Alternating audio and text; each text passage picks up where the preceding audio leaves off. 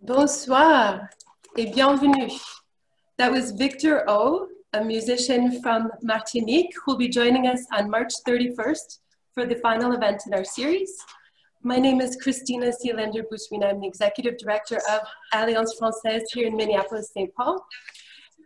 And I'm here with my colleague, Natalia Karczmarchuk, our Cultural Events Coordinator. Bonsoir, Natalia. Bonsoir, Christina. Bonsoir. Welcome to our third event in our month-long celebration of Martinique and Guadeloupe. Be sure and join us next Tuesday to discover fashion, both traditional and contemporary, from the Antilles Françaises, with a designer joining us live from Fort-de-France. Information on that event and all of the events in our series are on our website, afmsp.org. Thank you all for joining us tonight as we discover the flavors of Martinique, a French department in the Caribbean, with our guests from Rhum, Clément, and Chef Jérémie Jean-Baptiste. A special thanks to Alliance Française Development Director, Anna Scallon, for connecting us with Rhum, Clément. And don't miss a cocktail class later this month with our partners. Tonight's format for the event is a webinar rather than a meeting. So please post your questions in the Q&A section at the bottom of your screen or in the chat if you're joining us by Zoom. If you're watching via Facebook Live, you'll have to email us with your feedback later. First, we'll get started with a short presentation by Melissa Pinkerton and Ben Jones from Rhum Clément, and then the cooking class with Chef Jérémie, who's joining us live from Montreal. Before we get started, we have two important partners of tonight's program who are joining us to say a few brief words. First, Consul General of Canada in Minneapolis, our good friend, Monsieur Ariel Deluya. Ariel is currently Consul General at the Consulate General of Canada in Minneapolis. From 2009 to 2012, he served as Ambassador of Canada to the Republic of Tunisia. He also served as Minister Counselor for Congressional and Legal Affairs at the Embassy of Canada to the United States in Washington from 2002 to 2006, and was posted to Ankara, Turkey from 1987 to 1989. Bonsoir, Monsieur le Consul Général, bienvenue. Bonsoir, bonsoir, Christina. Thank you very much for the opportunity. Congratulations on the event. We're very privileged, we here in Minneapolis with the Canadian Consulate General, to have a very strong chapter of the Alliance Française in the Twin Cities. Throughout the year, and especially, of course, during the month of La Francophonie, the month we're celebrating now, we really take pride and look forward to the various events that the Alliance puts on and the opportunity to partner with them on some of those events, as is the case this evening. As Christina pointed out, I'm Ariel Deluya. I'm the Consul General of Canada here in Minneapolis, where we're responsible for the relationship between Canada and 5 states, Minnesota, obviously, since we're based here, Iowa, Nebraska, South Dakota, and North Dakota. Every year in March, as is now clear, I think, to many of you, Francophones and Francophiles in Minnesota and around the world join together to celebrate the Francophonie, and in particular, the French language and its culture. This is a month that's really valuable to us and important to us because it brings together 300 million people around the world that share in common their use of and knowledge of the French language. This is an event or a theme and an event that is organized at its core by the Organisation Internationale de la Francophonie, which is the organization that brings together the various member states and governments of the Francophonie around the world. And Canada, of course, is an important partner of the OIF, the Organisation Internationale de la Francophonie. Our government, of course, supports its mandate, its different institutions, and takes an active role, obviously, in its various decision-making bodies. For many years, the position of administrator of the Francophonie, of the OIF, has been held by a Canadian. That's the case right now with a colleague of mine who I know well, who was appointed to the position in February, Geoffroy Montpetit. In 2013, the Alliance Française in Minneapolis-St. Paul devoted its month of the Francophonie to celebrate Canada, which we still have wonderful and fond memories of. And what I should tell you, for those of you who are not familiar with the details of Canada's duality, its French and English speaking duality, 23% of the population in Canada are native French speakers, myself included. It's my native tongue. And a large percentage of that population lives in the province of Quebec, my province of origin. And in fact, for those of you who don't know, the French language is the official language of the province of Quebec. And in fact, French and English are the official languages of Canada. And I would be remiss if I didn't take this opportunity to send a shout out to my distinguished colleague and friend, the Quebec delegate to the Upper Midwest based in Chicago, Madame Martinique Guadeloupe, who you will hear from momentarily. Since 2013, when we celebrated that month of the Francophonie focused on Canada, the Alliance Française has used every subsequent occasion to shine the spotlight on a particular country or region in the Francophonie to highlight the people of that country or region, its arts, its culture, its gastronomy, and no matter the country or the region that they put in the spotlight, we've always been able to work with the Alliance Française to identify a Canadian connection or a Canadian with roots in that part of the world who could either visit Minnesota to share her or his stories, or as is the case tonight, join us virtually, since unfortunately that's been the reality for all of us for much of the last year. This has been possible because Canada is truly a multicultural country with a robust immigration program. Chef Jérémie,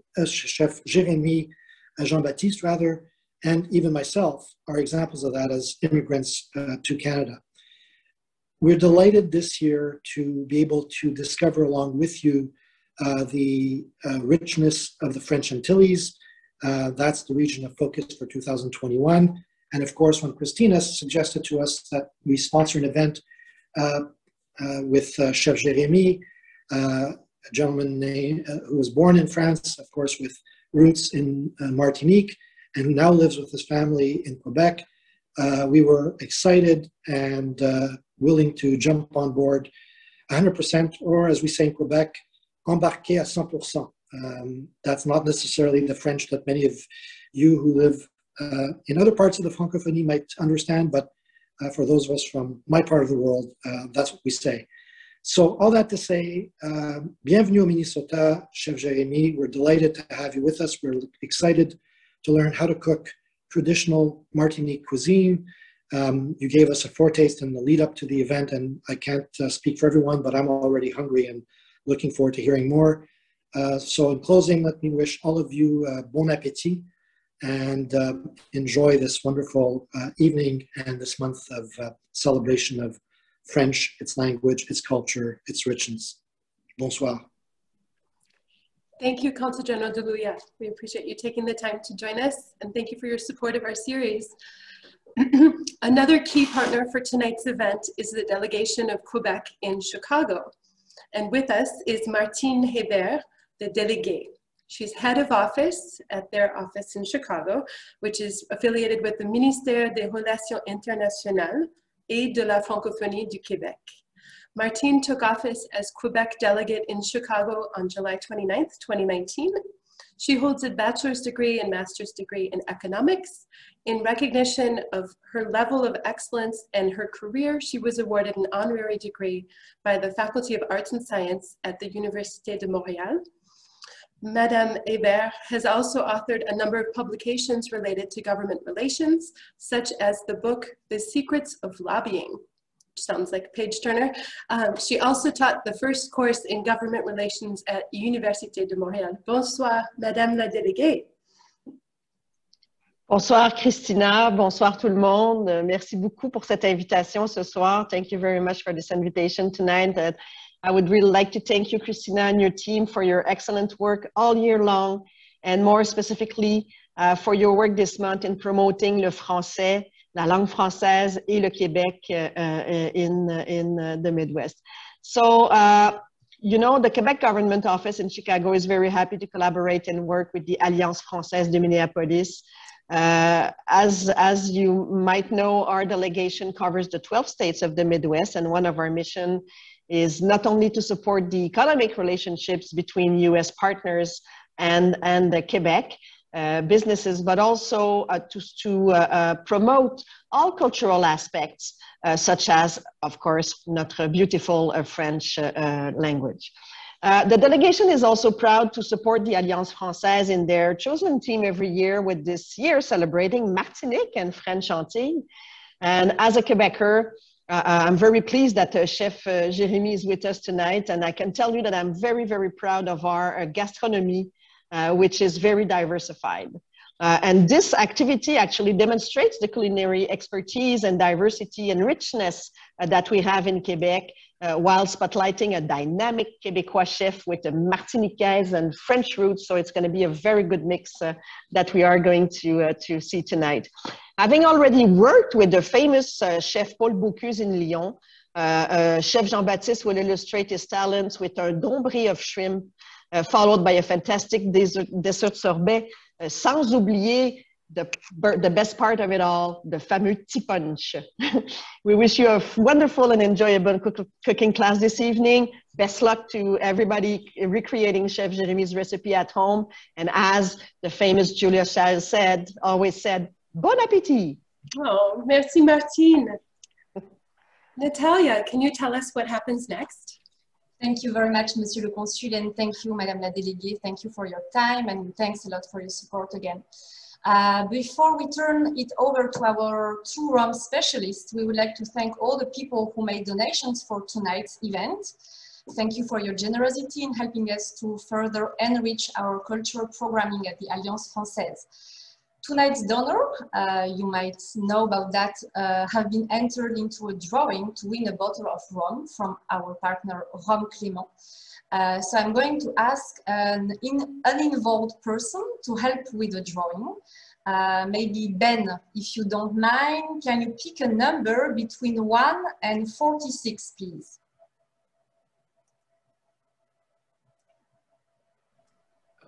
Yes, not involved, except we have the rum. But we'll pick one in between number 1 and 46. Let's say 37. 37. Our winner of tonight is Kathy Roth. So Kathy, congratulations, Kathy. Congratulations. You can let us know when you will have this information, and we will give you information about picking up your bottle of rum. And now it's time for our Friday night cocktail. Please let me to introduce you to Ben Jones and Melissa Pinkerton, who are with us tonight, and to talk about rum and show us how to make a Caribbean special cocktail, the tea punch. Thank you so much to them, Spiribam and Rhum Clément, for their in-kind support and for being here with us tonight. Please know that Christina talked about the other rum cocktail class next Friday, organized by my colleague, Development Director Anna Skellen. It's a fundraiser for the Alliance, which will go more in depth into rum. So make sure you reserve your spot by Wednesday.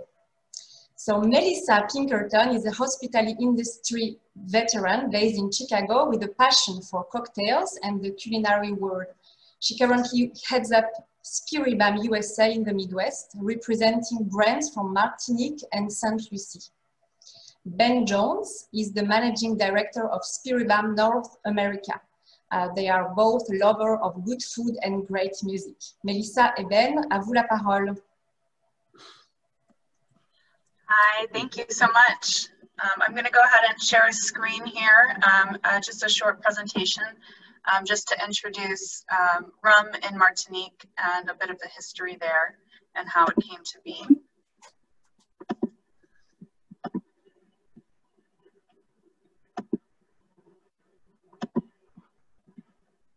So Rhum agricole, a lot of people in the US especially are unfamiliar with this style of rum, but it was the birthplace of it was in Martinique.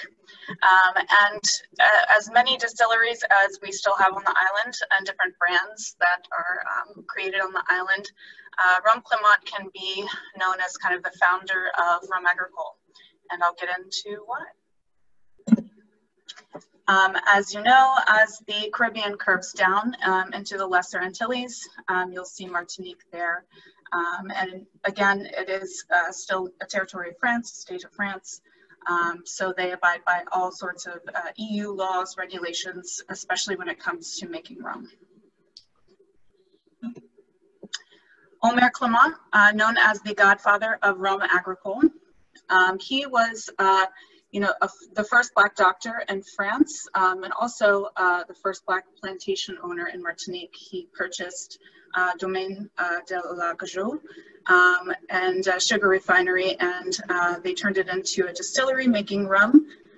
Him and his son, which is on the next, or right there on the right-hand side, worked together to kind of create this category of rum for Martinique. His son, Charles, actually worked in Armagnac. So he was trained in the distillation of Armagnac, was very familiar with that. So he basically took that blueprint and put it into, harvesting sugarcane versus grapes. So you can kind of refer to as, especially the unaged sugarcane distillate, as like a sugarcane eau de vie. The timeline here, he purchased Domaine de la Gageau and Le François. It is on the eastern side of Martinique, and it still remains there today, as well as the Habitation Clément, which is turned into more of a museum to kind of preserve the heritage of Omer Clément and the Clément family. There was an eruption of Mount Pelée that was really catastrophic to the island in 1902, which just also happened to be around the time that Omer Clément was running for deputy of Martinique. By default, long story short, he became the deputy of Martinique after this eruption. And so he had the task of getting the economy back on track there in Martinique. The eruption took out about a third of the island and what was the original capital up by Mount Pelée. And so one of the ways that he decided to revamp the economy in Martinique was to switch from making rum from molasses, because they were making sugar, so they had all this molasses that they were using to make rum. He decided to cut out that process of making sugar and to just use the sugar distillate, or the sugarcane wine, to distill and make rum. This also had to do with a sugarcane crisis that was going on or a sugar crisis that was going on in the Caribbean, where the sugar beet was discovered in Europe. So all of these economies in the Caribbean were thriving by planting sugarcane, growing, and making sugar and exporting. Once the sugar beet was discovered, people stopped importing the sugar that they were making from the islands. So the economy was really in a bad place, but in Martinique, the sugarcane crop really thrived there. And so he decided to focus on that crop and using it for making rum, and then also rotating those crops with bananas and using bananas for export as well. In 1917, the distillery was built at Habitation Clément, and then 1989 is when we actually moved all of our production to Les Simons. We actually did that, we wanted to turn the Clément distillery into more of a tourist attraction. So it's a little bit safer to kind of shut it down and keep it preserved there for people to come and walk through. Not only, the Habitation Clément, the house of Omer Clément and his family, but also what's left of the distilleries. And then we also have a lot of aging warehouses there in the same space. So it is now the #1 tourist attraction of Martinique. And so the difference there, as I mentioned, rum agricole versus traditional rum. So you can think of traditional rum as what most people know of, especially in the US. It's made from molasses and distilled. For rum agricole, we're using fresh pressed sugarcane juice. So as I mentioned, moving from using that molasses for making sugar to just using that sugarcane wine. And what we do, we use the AOC. So the same house that regulates, wine production. So cognac, Armagnac, champagne, even lavender, anything that is, an agricultural product. There are a certain list of rules and regulations that we abide by to be able to create this style of rum. So it's very high quality stuff. Harvesting is actually taking place right now, and you see these, the machinery here. This is what we use. I believe it's more than 95% of production is using this machinery. So when you're talking about sustainability and ethical practices in the category of rum, it's all not being hand harvested by any means. Again, they abide by all EU laws and regulations. So they have their 35-hour work weeks, their 25 days of paid vacation per year, etc. Here's just some nice photos of the island. On the top left here, once you see this sprouting, this is the tops of the sugarcane. This lets you know it's ready to be harvested. We're also harvesting during the drier months so that the Brix level of the sugarcane juice, once it's pressed, is very high, meaning there's a high level of sugar content in the sugarcane juice when it's harvested. On the right there is Mont Pelé. You see this shelf cloud that covers it pretty much all the time. Very, very tropical environment there. And our sister brand on the island, Rhum JM, is located much closer to Mont Pelé up north.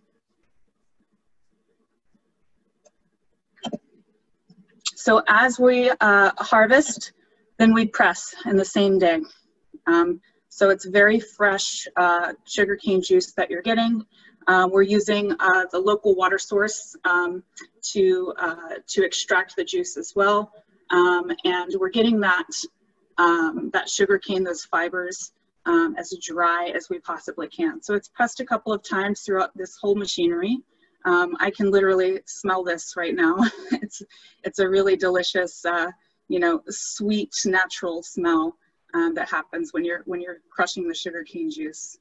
And then what's left over at the end is the sugarcane wine here. You see pouring into the fermentation vats. And then also the bagasse is what's left over of those fibers that's really dry. And part of our sustainability practices is using that bagasse, those fibers that are left over, to burn and heat the stills. So it's a nice full circle there.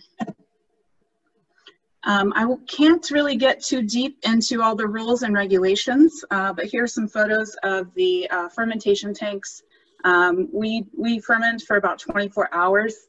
And it gets to about a 4.5% ABV for that sugarcane wine, and then we distill it.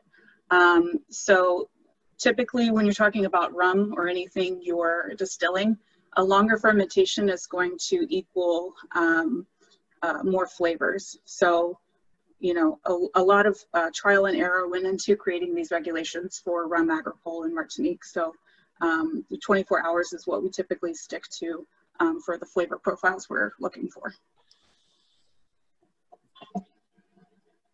And when we're distilling, we're using a single column still, a Creole column still, as it's often referred to. And then we're distilling to 71% ABV. And for a lot of people who aren't into the details of spirits making, that's a pretty low ABV, especially for a column still. What that also means is that when you're distilling to 71% ABV, that means that there's more water content, more congeners, and more flavor in that distillate once it comes off the still. So you're getting this distillate that's not completely stripped of all of its origins, and you're really getting that sugarcane, grassy aroma and flavor profile.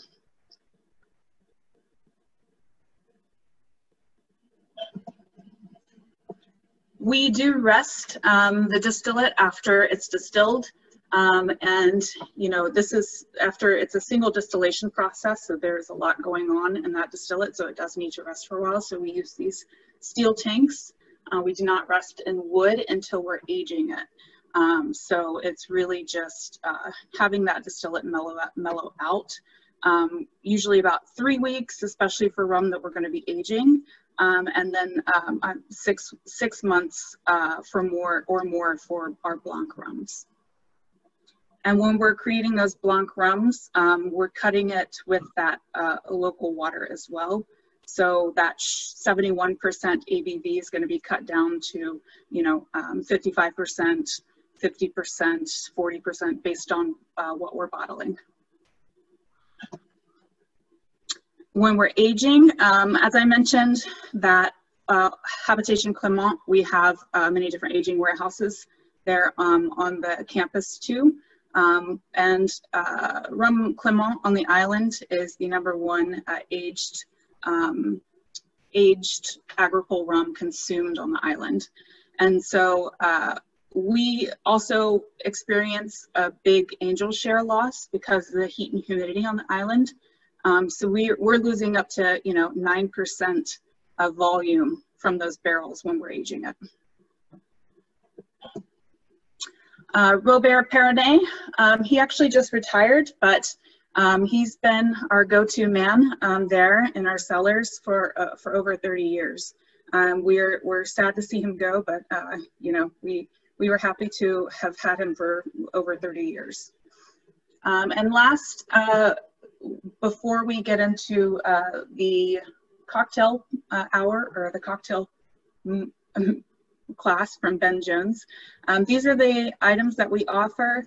We'll be using the Can Bleu for our tea punch, and we also have our Select Barrel, our Creole Shrub, and also our Clément VSOP. For the people who were able to pick up the samples, those are the items that you're able to taste, and just to walk through them really quickly. The Can Bleu is going to be that unaged rum agricole, 100 proof, and this specific SKU is 100% blue sugarcane.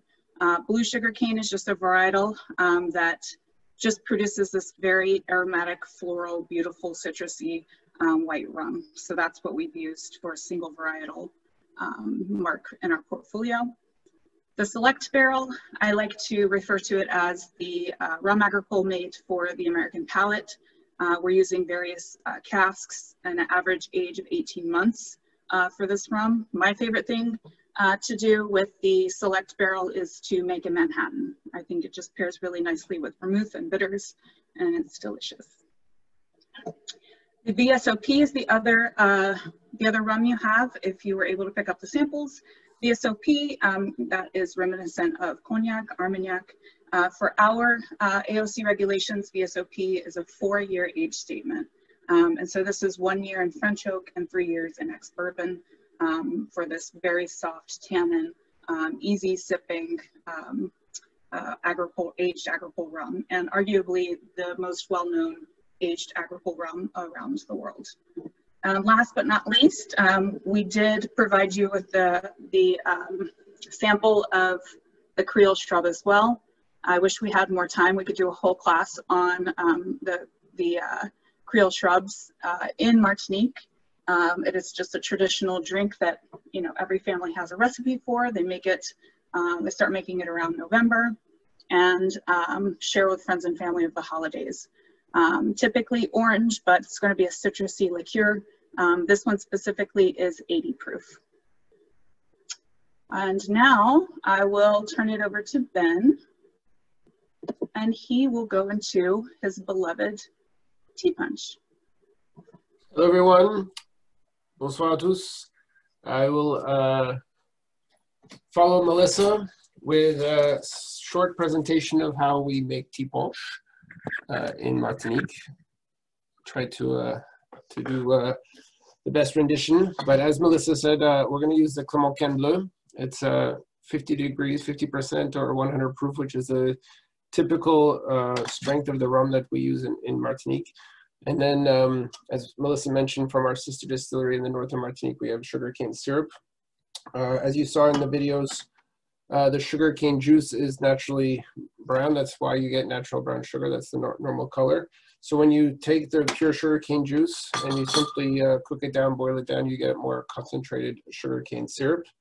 The main thing that, if you can take anything away from the tea punch cocktail, is that when you're making it, there are no rules. It's really a cocktail designed for yourself. Typically in Martinique, that's why I present to you this platter like this, is that if you arrive at anyone's house or at a restaurant, it's very customary, it's ritualistic to always have a tea punch to start any sort of reception with a tea punch.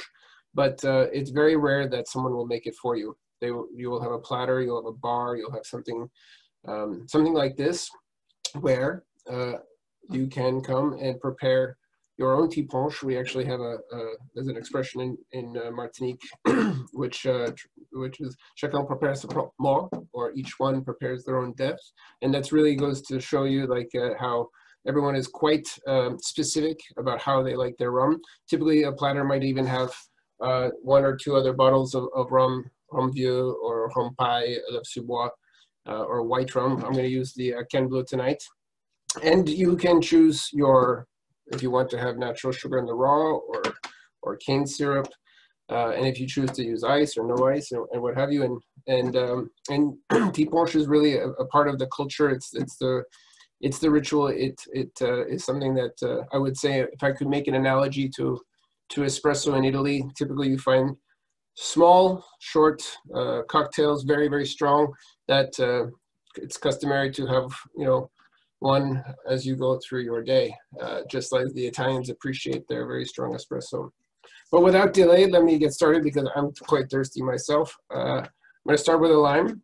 Now, my mother, who's from Martinique, she brought me to Martinique a few times when I was quite young, and I really fell in love with the culture, not just the cocktail, but the culture, because honestly, this cocktail represents the full culture that really represents for me French Caribbean elegance, how it brings people together.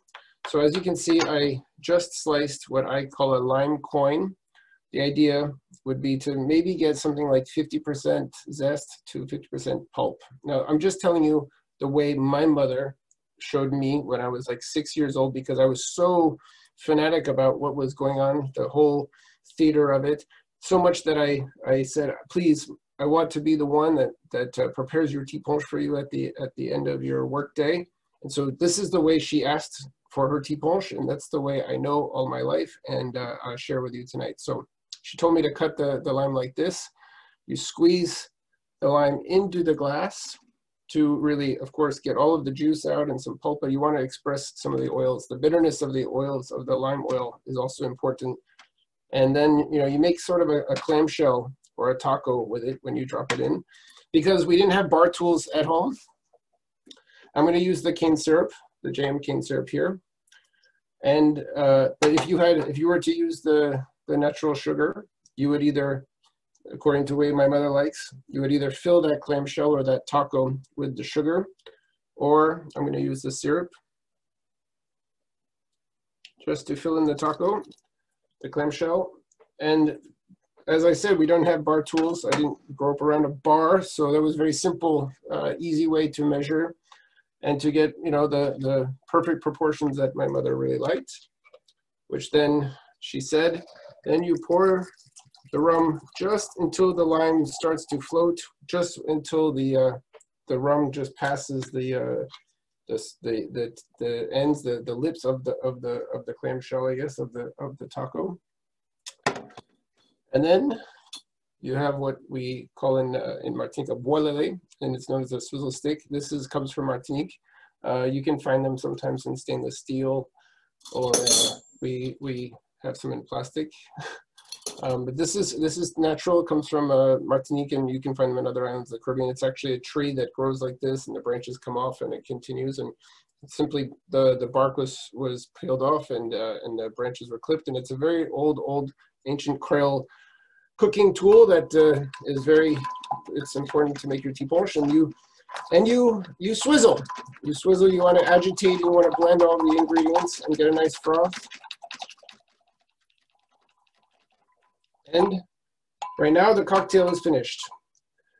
If you would like to add ice, you absolutely could add an ice cube to it just to chill it down and get some dilution. I don't know how Jérémie feels about ice, but typically the old school purists don't like to dilute their rum. They don't like to dilute their cocktail too much. So in Martinique, we don't typically add ice. But as I said in the beginning, there are no rules. You're fully welcome to make the cocktail however you would like, to the right proportion.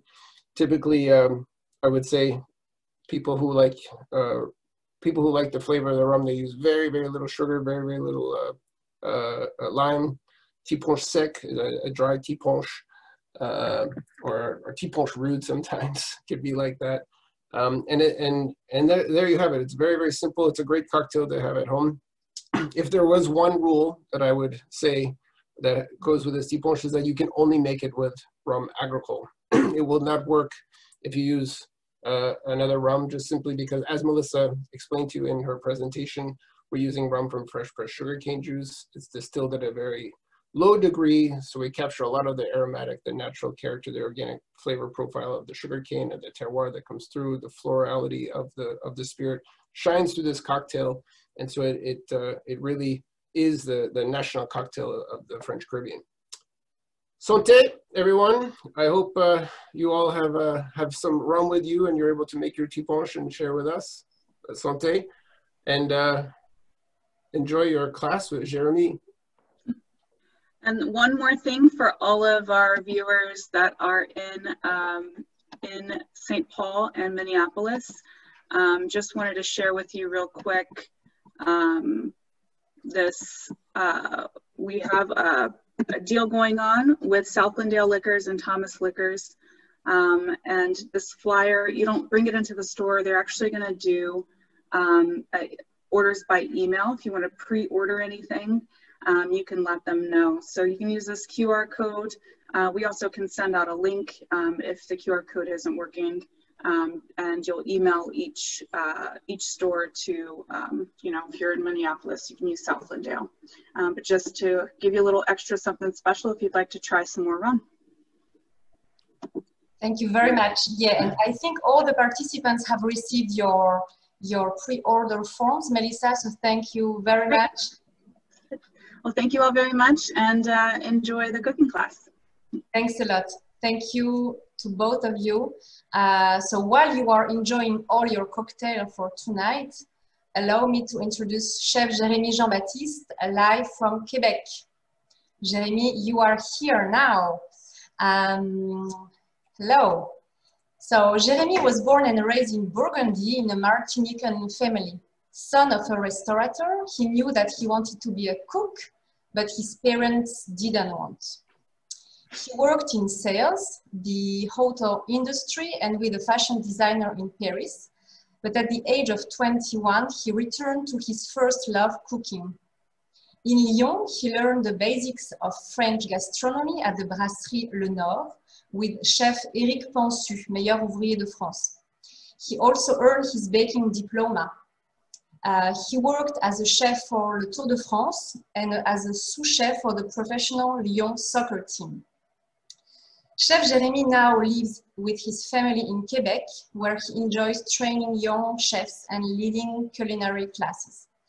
He has worked in the largest Quebec catering group, but after 2 years of involvement and after a work injury, he returned to teaching and became a chef in a culinary school where he gave cooking classes. He then became an independent chef and a culinary advisor. He teaches in schools, at conferences, and offers baking classes and in-home cooking demonstrations. I hope you will enjoy our cooking class tonight. À vous, chef Jérémie. Jérémie will lead the class in French and Christina will lead the translation. Please feel free to use the Q&A section for your questions and we will address them to the chef. We will try to do our best. If you have any questions about the recipe, enjoy your class. Merci beaucoup. Je ne sais pas si vous m'entendez. Ça marche? Oui. Ah, c'est parfait. Bonsoir à tous. Bonsoir, Christina. Bonsoir, bonsoir. Good evening. Good evening. Merci beaucoup. Je suis vraiment content d'être avec vous ce soir. Alors, on va faire ensemble 2 recettes exotiques, dont une qui me tient à cœur, le dambré. We're going to make 2 recipes tonight that are very dear to Jérémie's heart, including especially the dambré, which doesn't have a translation in English. Donc, c'est une recette très simple qui va se faire avec des produits de base. Mais le savoir-faire et l'approche, vous allez voir, est complètement différent de ce que vous avez pu connaître jusqu'à présent. So they use very simple ingredients, but the savoir-faire and the way of working it are things that he's going to teach us tonight. On va commencer par la fin, puisque je vous propose un sorbet mangue, goyave et lime. I'm going to start with the ending and prepare the mango guava sorbet first so that it can show. Donc, vous allez réunir votre mangue encore surgelée, votre jus de goyave et votre lime. So here you have your frozen mango, your guava juice, and your lime.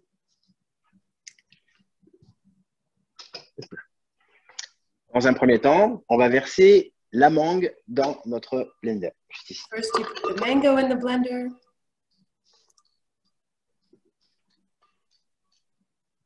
Ici.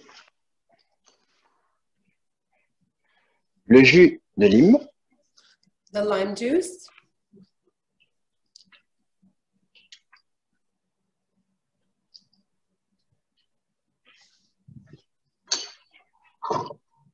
Et le jus de goyave.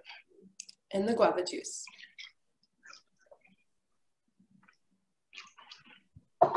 C'est tout. That's it. Je vais couper le son parce que ça va être assez bruyant. Et on se revoit dans 30 secondes. So he's going to turn off his microphone, both of his microphones, for 30 seconds while he's mixing the mango, guava, and lime juice. So if you're following along at home, please feel free to do the same.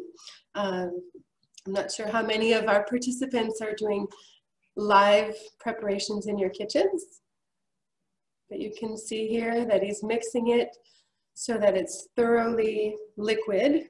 The frozen mango is no longer solid. There are very few pieces, it looks like.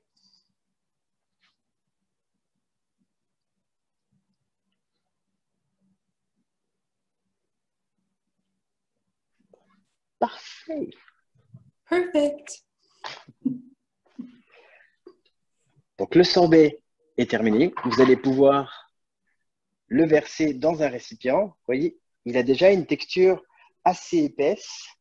Now, as you're pouring it into a recipient, it looks like a Tupperware, you can see that the texture is thicker than just the guava juice, of course, from the frozen mango. Oui, juste ici. Donc, je vais le mettre au congélateur. Et pendant notre recette, il va figer un petit peu. Ce qui fait qu'au moment de passer au dessert, notre sorbet sera déjà prêt. So he's going to put it in the freezer while we're making our main course, and then it will solidify, it'll freeze. So when we get to our dessert course, it will be ready.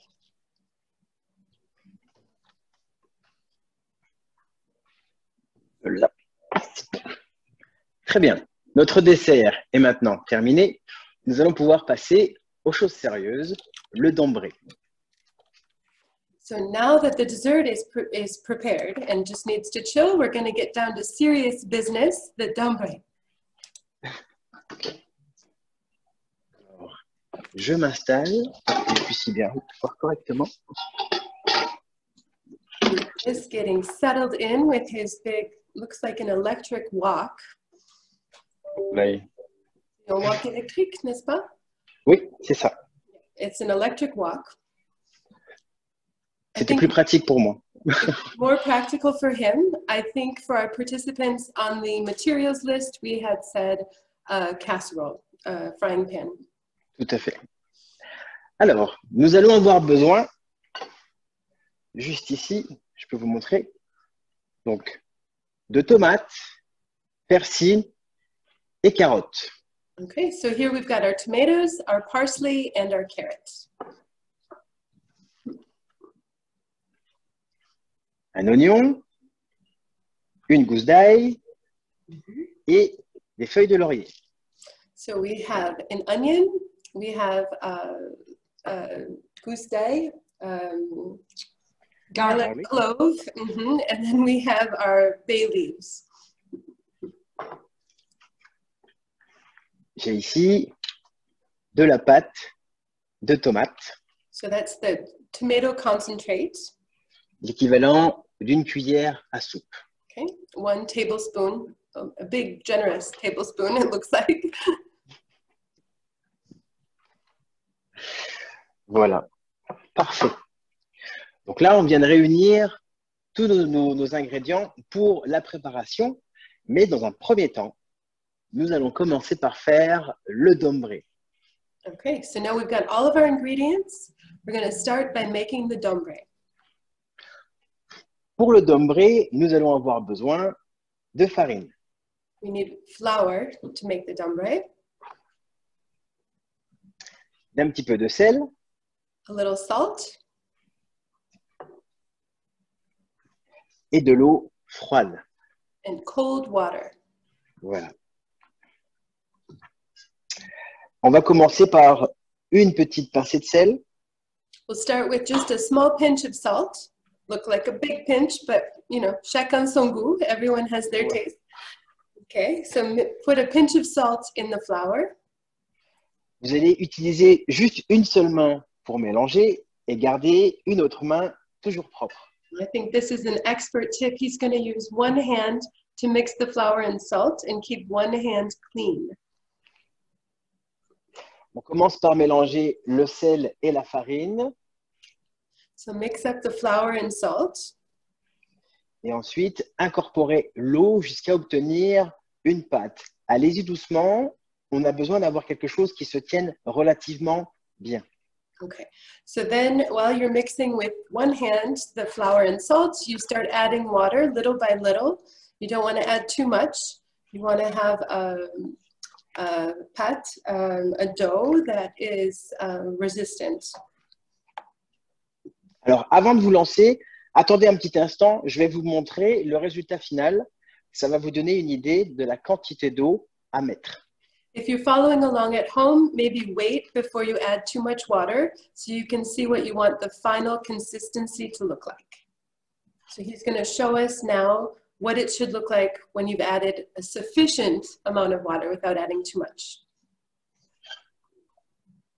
Alors voilà, on travaille bien la pâte avec la main, faire en sorte que la farine et l'eau.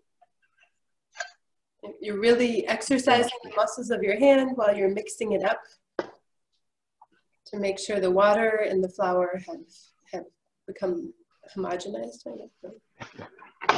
Alors, vous allez avoir besoin d'une pâte assez souple, comme ceci. Vous voyez, mon doigt peut rentrer facilement dedans, mais de toute façon, vous avez en principe les quantités dans la recette, ou si ça n'a pas dit, je vous le donnerai à la fin. So you need, at the end of adding water, that the dough is soft. When you push your thumb or your finger into it, we'd indicated in the recipe the quantity of water to add, but you want it to be relatively soft, so your thumb really goes into it. But you can get an idea from the image here, from the video. Alors, ici, sur mon plan de travail, je vais terminer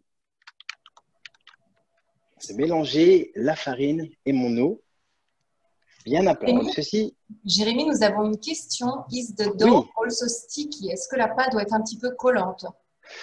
Pas trop. Alors, regardez, ma main ici est propre. Really. Ok? Je vais pouvoir vous montrer. C'est pas collant.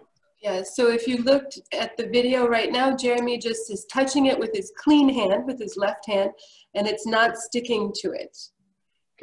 So you don't want it to be too sticky. Voilà. C'est souple, mais pas collant. It's soft, but it's not sticky.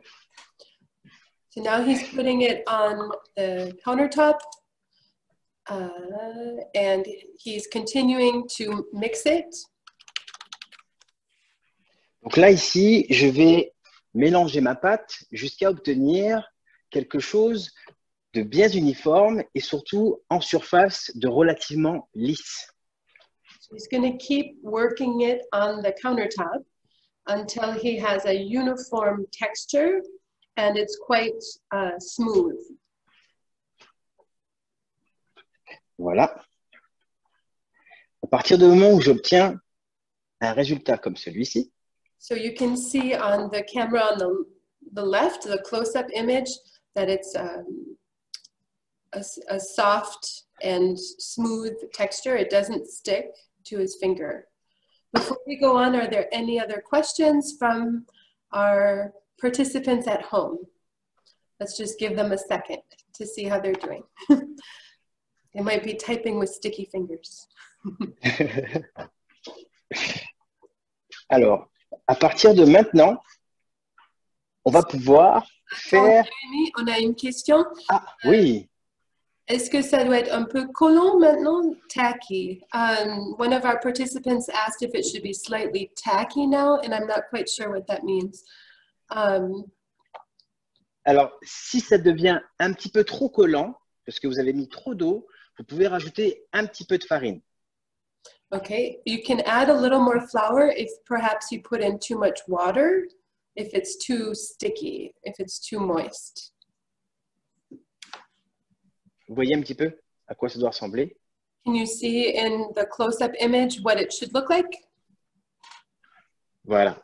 Donc, maintenant, nous allons pouvoir faire nos petites boules. Alors, pour ce faire, regardez, je vais ici prendre une petite quantité de farine et tout simplement rouler dans le creux de ma main pour en obtenir des petites boules, comme ceci.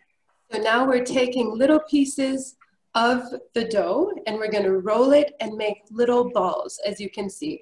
It looks like, Jérémie, tu peux le montrer encore à la caméra? Oui, bien sûr, bien sûr, bien sûr. Ça fait quoi? Ça fait 2 cm, 3 cm? À peu près. Okay. Bon, c'est pas très gros. An inch. Qu'est-ce que j'ai à côté qui pourrait… Ah, regarde, j'ai une gousse d'ail à côté. So compared to the garlic clove, here you can see they're very similar in size. Of course, garlic cloves can be all different sizes, but we'll say about an inch, a little under an inch, from my estimation, Minneapolis to Montreal.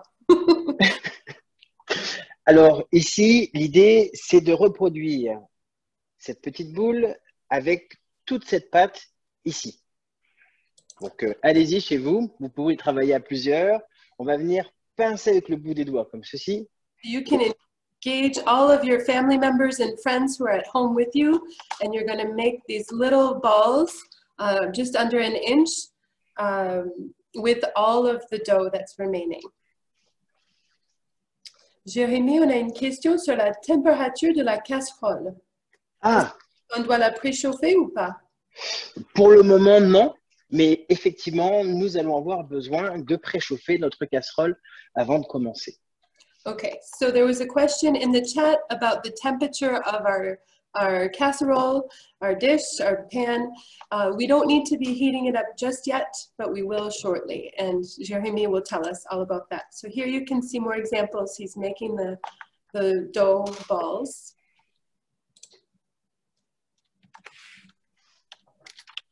Alors, on va ici, regardez la pointe, avec le bout des doigts comme ceci. Je viens hop, tirer comme ceci.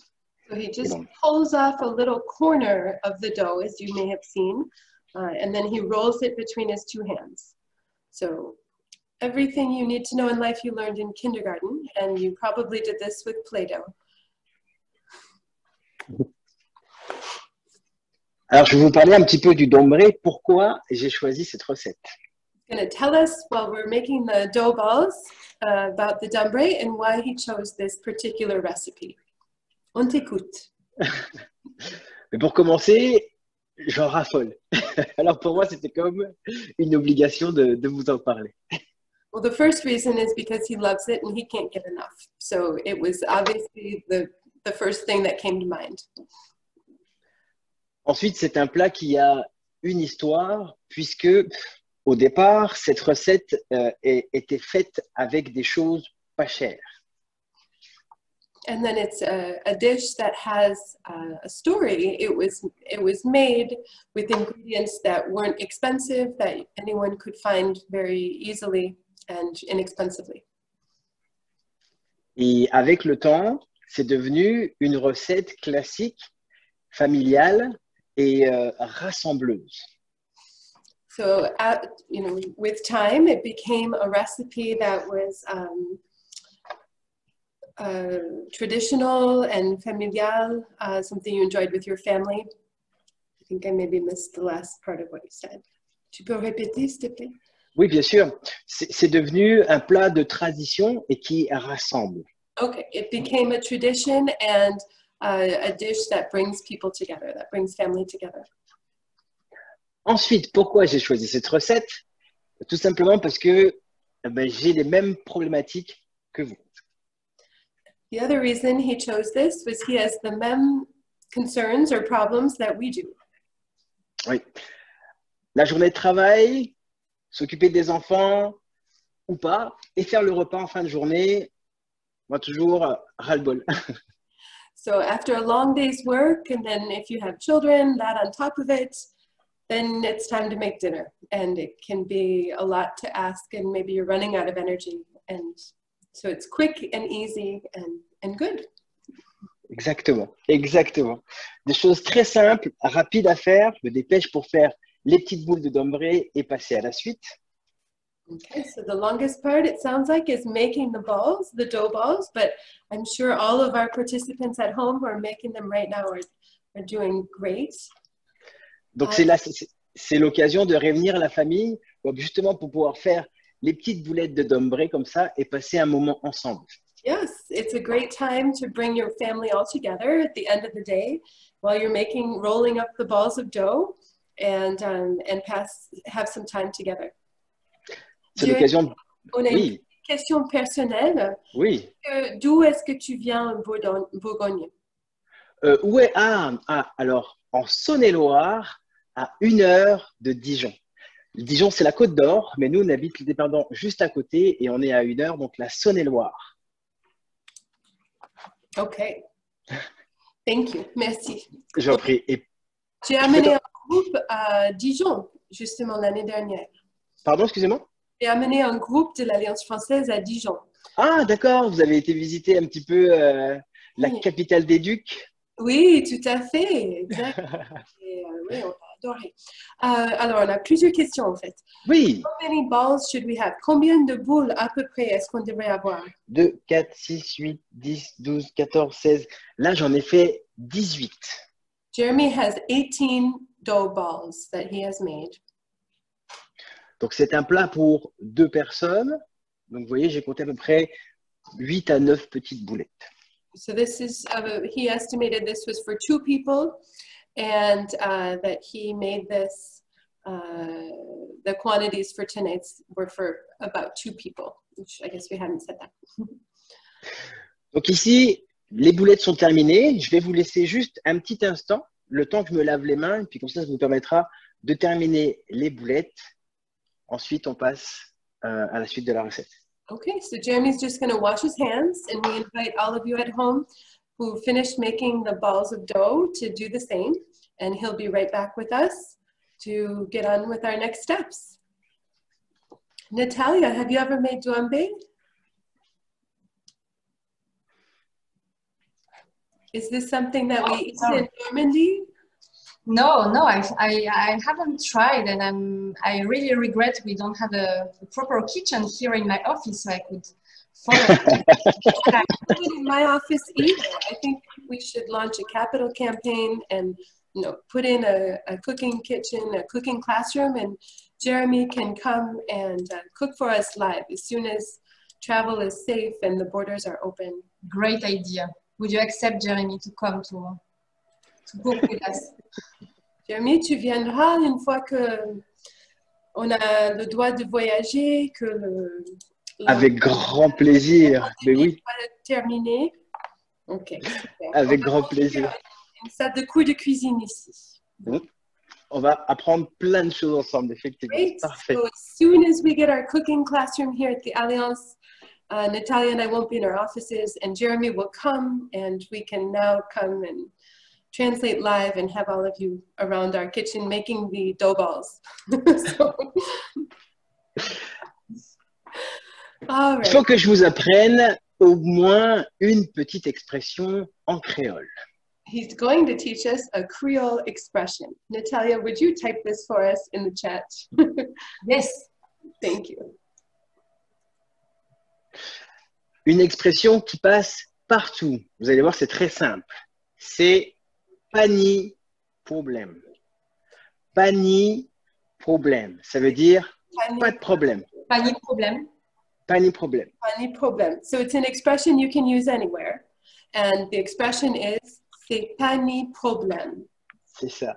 He hasn't told us what it means yet, but c'est pas ni problème. Pas ni problème. Alors, il est temps de s'occuper de la découpe. Ici, les dombrés sont prêts. On va pouvoir les réserver. Okay, so now we're getting ready to chop up our other ingredients. We're going to leave the dambré on a different plate or platter nearby. Now that they're ready, they're just going to sit quietly. Parfait. Très bien. Alors, dans l'ordre, nous allons commencer par la carotte. First, we'll start with the carrot. On va utiliser un éplucheur, un économe. Mais si vous n'en avez pas, pardon, vous pouvez utiliser votre couteau. Je vais vous montrer la technique. So you are invited to use a peeler, a potato peeler, vegetable peeler, if you have one. Otherwise, you can also use your knife. Oh, the punch is gone. Oui. Alors, pour éplucher une carotte sans éplucheur, je vais tout simplement, à l'aide de mon couteau, comme ceci, venir gratter la carotte de haut en bas. Je vais tout simplement enlever la fine pellicule. So if you don't have a vegetable peeler at home, you can just use your knife and you're just scratching it. It's the same word as when you scratch an itch. You're just scratching the exterior of the carrot to take off the outside, the peel, as it happens to be. He makes it look very easy. I think I wouldn't be quite as quick and speedy with it, but wow, that looks great. C'est fini. Ensuite, vous allez découper les extrémités de la carotte et vous débarrasser. Now we're going to compost the peel and the ends.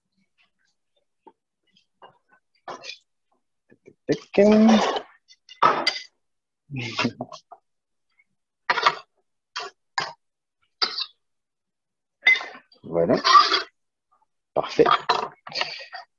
Je vais quand même rincer la carotte puisque j'ai touché la peau. Il peut y avoir encore un petit peu de terre, donc un petit passage sous l'eau rapide. Okay, he's going to rinse off the carrot because he touched the outside before he peeled it. I don't know that I've ever done that, but it's a good technique. Alors, on va pouvoir passer maintenant à la découpe. Ce qui va être très important, ça va être toujours de regarder ce que vous faites. Okay? Be careful not to cut yourself. Oh. So we're going to cut the carrot now, and it's very important that you watch closely. Donc, je vais prendre ma carotte de chaque côté et la couper en deux. We're going to cut it in half in the long sense. Comme ceci. Le sens de la longueur. Dans le sens de la longueur, tout à fait. In lengthwise, you'll cut it in half. Maintenant, je vais pouvoir poser la carotte sur la partie la plus plane, la plus stable, comme ceci, bien à plat. So then put the flat side of each half of the carrot down on the cutting board. Ensuite, je vais couper une deuxième fois sur toute la longueur ma carotte, comme ceci. We'll cut the halves in quarters, also going in the long direction, in the long sense. Je vais mettre de côté et reproduire la même action avec la deuxième moitié de carotte. Now he's cutting the other half of the carrot into third and fourth quarters, lengthwise. Voilà. Donc là, ici, je vous montre une manière très sécuritaire de couper une carotte en tout petit. She's going to show us a very safe way to cut carrots in small pieces. Donc, maintenant, je vais pouvoir réunir mes 4 bâtonnets et je vais take all 4 of the carrot quarters together. Voilà. Et je vais pouvoir maintenant découper comme ceci des petits morceaux de carottes. Alors, pour la main qui ne tient pas le couteau, so now we're cutting the 4 quarters into very small pieces. The hand that isn't holding the knife is holding the carrot. faire attention à toujours être sur le bout des doigts, comme ceci. Ne pas avoir la main trop à plat ou les doigts qui sont un petit peu trop écartés. Don't flatten your hand. Always use the tips of your fingers so that you don't risk cutting your finger.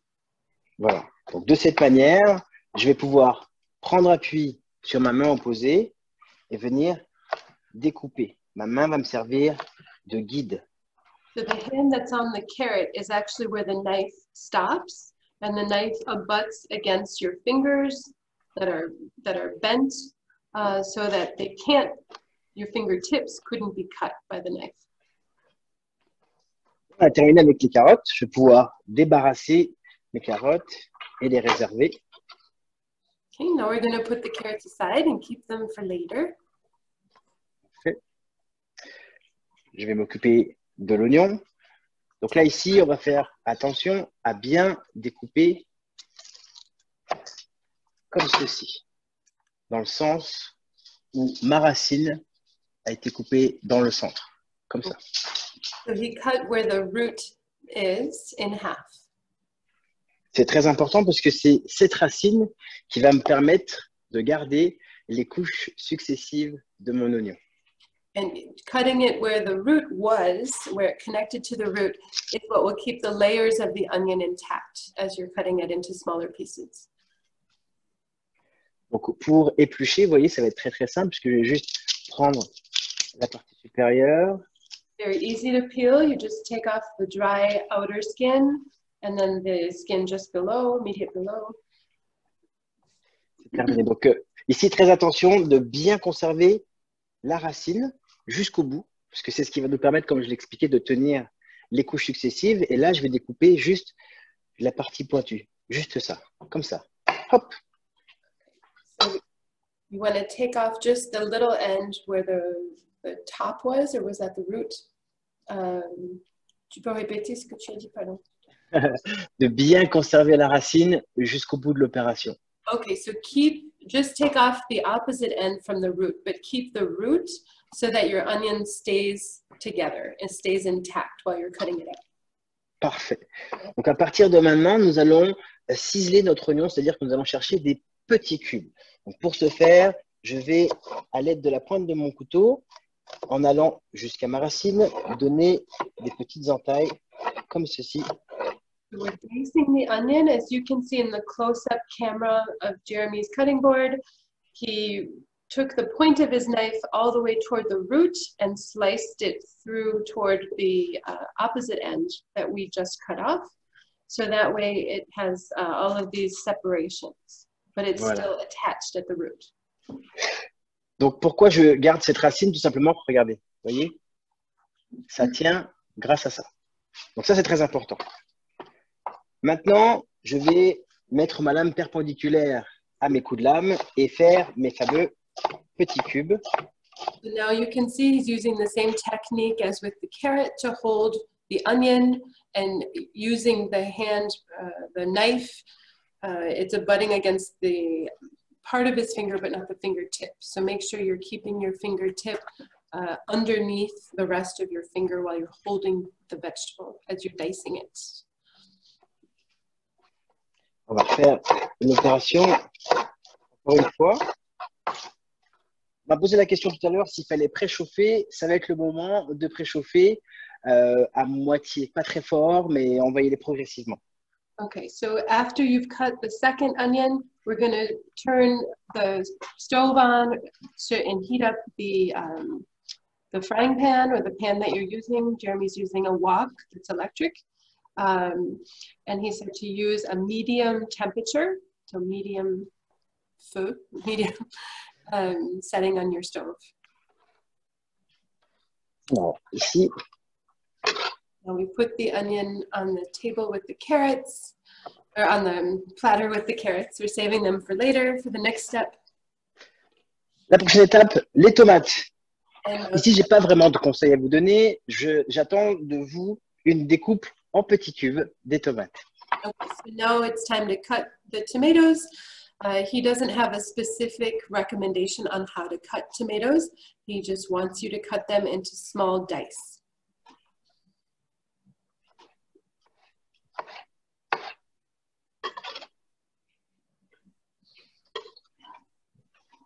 Voilà. And you can put those on the tray with the other vegetables that you've just cut up. J'espère que ça va bien pour tout le monde. Je ne vais pas trop vite. Is everybody doing okay? Are we going too quickly? N'oubliez pas de vous hydrater avec le petit punch. Moi, le mien est fini. Je vais m'en faire un petit. Jérémie, on a une question. Oui. Quand on chauffe la poêle, est-ce qu'on doit mettre de l'huile? Alors là, pas du tout. Donc, on va justement, c'est pour ça que c'est très important de ne pas mettre trop fort. C'est juste pour commencer tranquillement. Et ensuite, quand on va mettre l'huile, on va lever la chaleur. Mais au départ, c'est juste pour donner une petite chaleur. Donc, pas très fort. Okay, so you don't need to add any oil or anything to the frying pan right now. It's just to warm it up. So don't put it too high. We don't want to burn the pan or burn what you're going to put in the pan. So just maybe low to medium. Of course, it depends on your stove.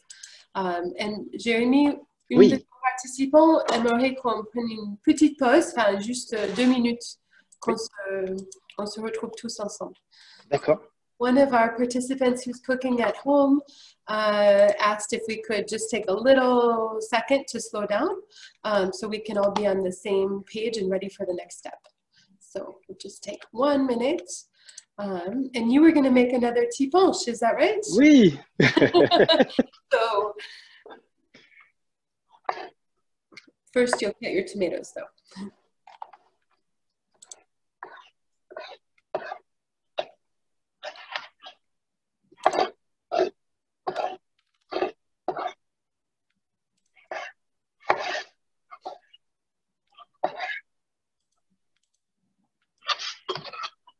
So, Jérémie, un de nos participants a dit que pendant la petite pause, il allait se resservir de vin.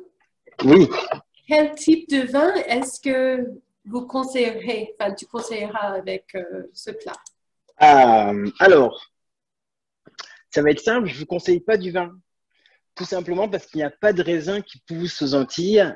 Et de ce fait, je ne peux pas vous donner de conseils d'association entre un vin et la cuisine antillaise, puisque le repas va se faire avec du rhum, des jus et de l'eau. D'accord. I asked Jérémie, one of our participants is going to get some more wine. Pardon. And I asked what type of wine he would recommend with this meal. And he said, and I think rum Clément would be in total approval, no wine, but rum or juice, because there is no wine that's produced in Martinique or Guadeloupe in the West Indies. And so, voilà. Mais en tant que bourguignon, parce que je suis né en Bourgogne, je vous conseillerais de prendre du vin blanc sec. Okay, otherwise, if you really wanted wine, he would suggest a dry white wine. Thank you. Merci. And we had another question. Does petit punch come from petit punch, like a small punch, because it's small in serving size, even though it has a big punch? No, petit punch. It's not petit. It's really tea. Okay, it's like tea. Tea. So let's see, another one of our participants asked about the sorbet. Yes, she said, do we add lime to the guava and mango before freezing? I think I missed it. Yes, we do. We put the lime in the blender at the same time with the guava and mango, the guava juice and the frozen mango. Regardez, c'est le sorbet qui commence tranquillement. A little peek at what our sorbet is doing in the freezer. It's starting to get firm, it's starting to freeze. Vous voyez, ça commence à prendre. Donc, moi, je vous conseille de temps en temps de venir le brasser comme ceci. He recommends from time to time you go and you stir it a little bit, you mix it up.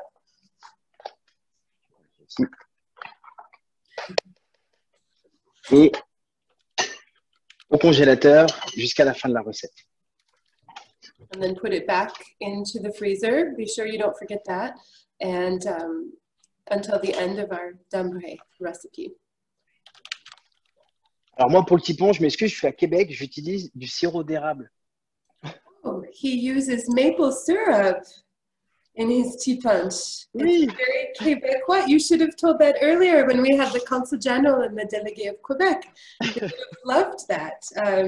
Instead of the sugar that our sponsors from Clément suggest, maple syrup.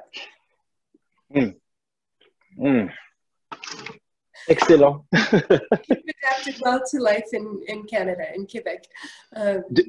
Depuis que je vis à Québec, je ne fais mes tipons qu'avec du sirop d'érable. So since he moved to Quebec, he loves and lives by maple syrup. Let's see. Jérémie, une autre petite question sur notre sorbet. Pardon. Oui.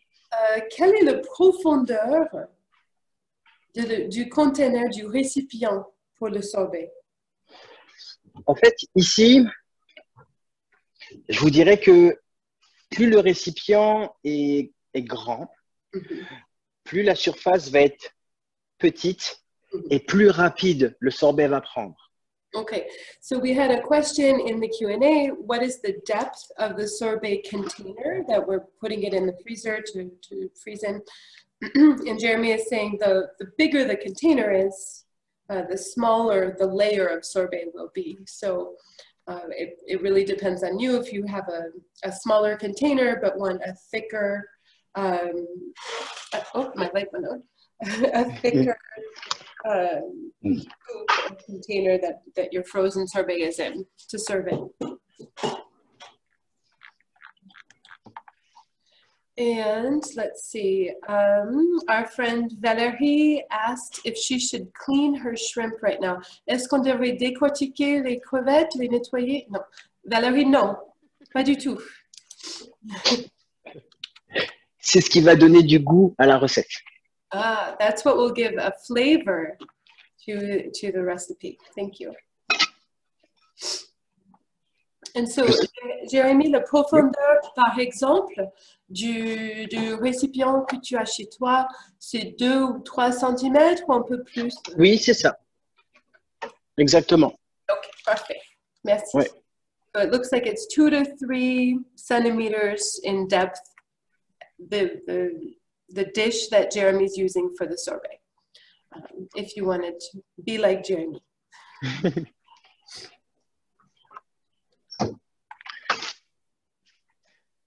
Si tout le monde est prêt, on va pouvoir continuer. Santé. If everyone is ready, Jérémie says, here's to your health, and let's go ahead. Jérémie, our friend Véronique says, vous faites un super boulot, Jérémie Jean-Baptiste. Merci. Merci beaucoup. Alors, mais c'est très simple. On a coupé les carottes, les oignons, les tomates. Maintenant, on s'occupe de notre persil. Okay, now it's time for parsley. We've done our tomatoes, our onion, our carrot, and I think that's all. And our jambé dough balls. That's all. Carrot, onion, and tomatoes. You do speak English. Alors ici, je vais éliminer la partie verte la plus grande Okay, so you de can mon take persil. out the stems, eliminate the stems from the parsley leaves.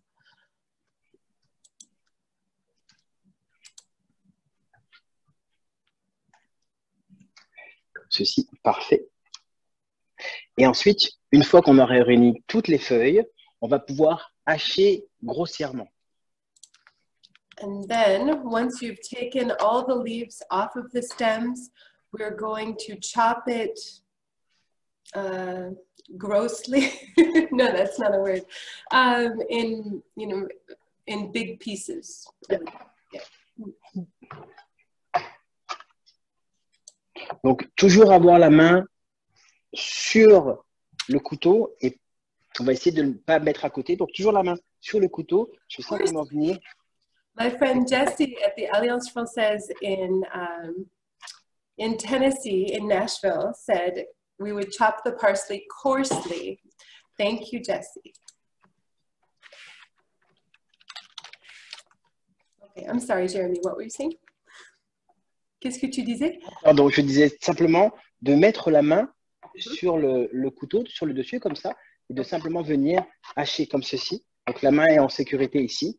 Et on vient tout simplement découper en gros morceaux notre persil. D'accord.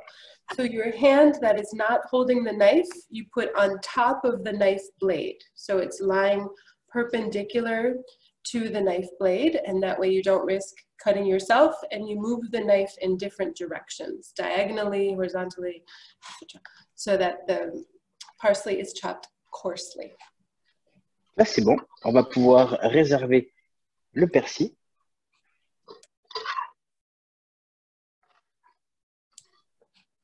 So now we can put the parsley aside, right next to those beautiful tomatoes. Notre gousse d'ail. Time for the garlic clove. Pour la gousse d'ail, on va utiliser le plat de notre couteau, comme ceci. On va mettre une pression, un petit coup comme ça, pouf, sur la gousse d'ail, encore une fois. Et je vais pouvoir éliminer la première enveloppe, l'enveloppe de ma gousse d'ail. So before you've peeled the garlic clove, you lay it on your cutting board, you take the knife and you lay it flat on top and you press down with your hand, smashing the garlic clove into your cutting board, and that way you can easily remove the peel, the skin. I think we say skin. Donc là, ici, il va être question de couper notre gousse d'ail en grands morceaux. Donc, j'ai commencé par le couper dans la longueur. Je le tourne. Okay, we're going to cut the garlic in large pieces. First, you cut all in one direction using the same technique you showed with the carrots and onion. And then you'll turn and cut again going the opposite direction. Voilà.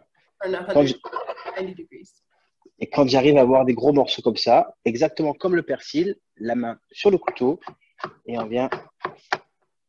And once you have those large pieces, the garlic clove you've cut in 4, then you use the same technique as with the parsley, where you put your hand not holding the knife, your fingertips on the top of the blade.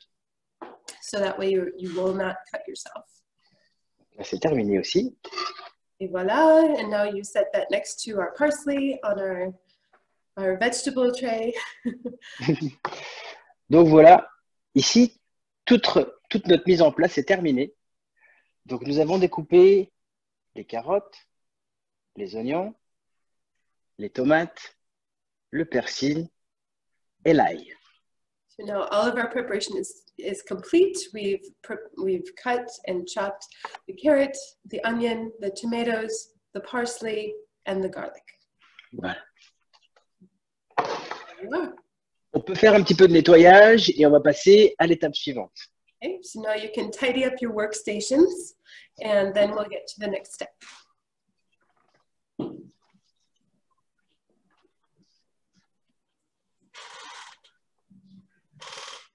Parfait.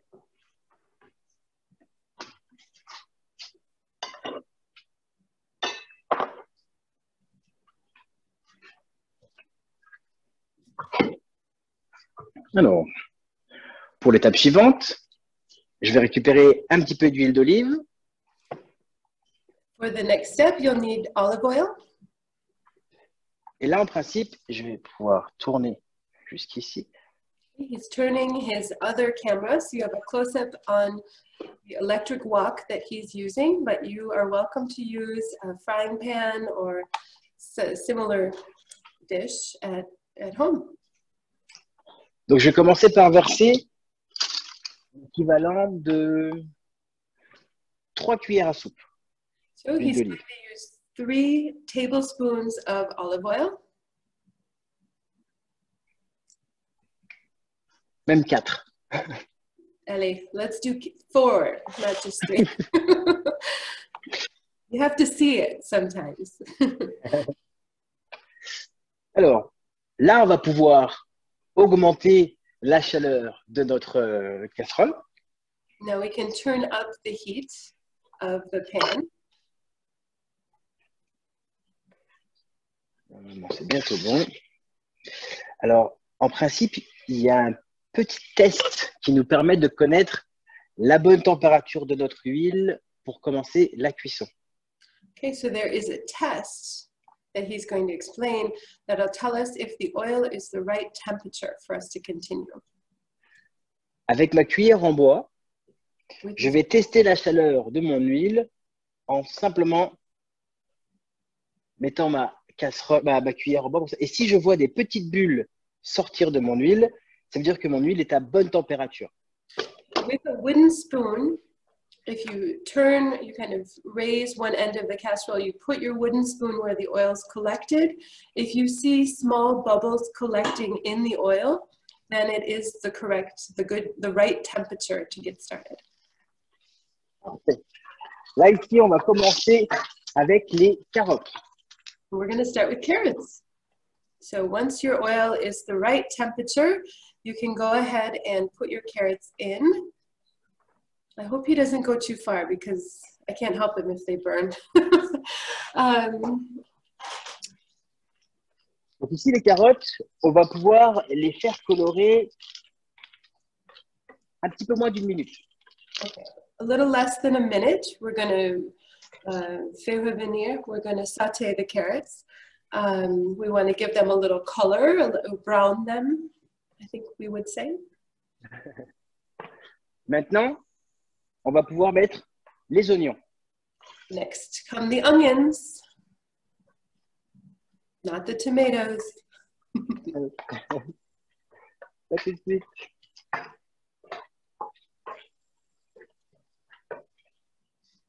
Ça va être très important de vous fier à ce que vous entendez. It's going to be very important to pay attention to what you are hearing. Explique. Alors, si votre casserole chante tout doucement, ça veut dire que s'il n'y a pas beaucoup d'activité, ça veut dire que la chaleur n'est pas assez haute. Ok. Répète. Si la casserole ne chante pas assez fort. If your pan isn't singing loudly enough, it's that the temperature isn't high enough. So you need to be very attentive, use your ears, and listen to the music of your pan. Là, ça vit, donc c'est parfait. Okay, so he can hear it cooking, the whoosh, and so he knows that I have a faulty connection here, my extra lamp. He knows that it's the right temperature. Alors ici, on ne va pas colorer les oignons, on va simplement les faire suer, c'est-à-dire les faire devenir transparents. Okay. Pas de coloration, juste une petite cuisson des oignons. We're not going to brown the onions. We just want them to be translucent. We just want them to sweat.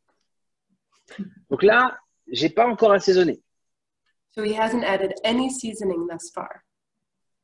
Maintenant, c'est le tour des tomates. Time for the tomatoes.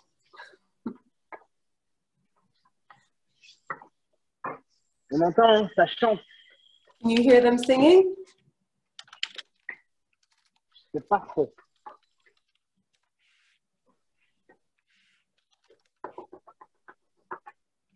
Je vais attendre quelques instants avant d'assaisonner. Je vous explique pourquoi.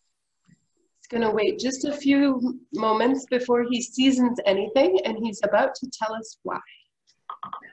Le sel va faire ressortir l'eau des légumes et cette eau va faire redescendre la température de ma casserole. Le sel. Yeah, by adding the salt now, it would get the water from the vegetables to come out, and then the water would bring down the temperature in the pan. Donc j'attends un petit peu que tout prenne une bonne température et après quelques secondes, voire une toute petite minute, je vais commencer à assaisonner avec une pincée de sel. Ok. Jérémie, est-ce que ton micro, par hasard, est-ce que tu l'as touché? On t'entend moins bien maintenant. Ah, mais je pense que c'est parce que je suis proche de ça, non? Je sais pas. Je pensais, c'est quelqu'un qui a demandé peut-être ton micro. Ah, est-ce que vous m'entendez mieux là? Je dirais pareil. C'est pareil? Oui. À mon avis, c'est parce que... Moi, je t'entends bien, mais c'est pour les participants. Ah oui, mais je pense que c'est... Je vais me mettre comme ça. Je pense que c'est un peu... Non, non, c'est pire. Okay, we're just trying to figure out. Jeremy's sound changed a little bit. Désolé. No, that's okay. Well, I could hear you, but one of our participants asked if maybe you had touched the microphone because it did change a little bit, the clarity of the sound. So sorry. On va mieux m'entendre dans pas longtemps. Technical difficulty. Un petit tour de poivre. Okay, a little pepper. Now that we've added a pinch of salt.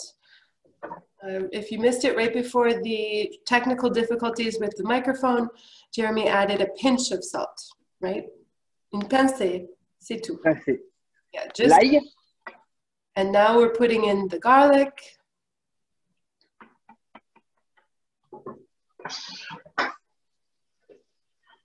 La cuillère de tomate. De pâte de tomate. The tomato concentrate. Et de l'eau jusqu'à la hauteur de nos tomates. Okay, so now you want to add water to cover the tomatoes. Just up to cover the tomatoes. Donc là, il me manque de l'eau. He needs more water. Oh, he was well prepared. He has another bottle. Maintenant, je vais baisser le feu. Now he'll turn down the heat on the pan.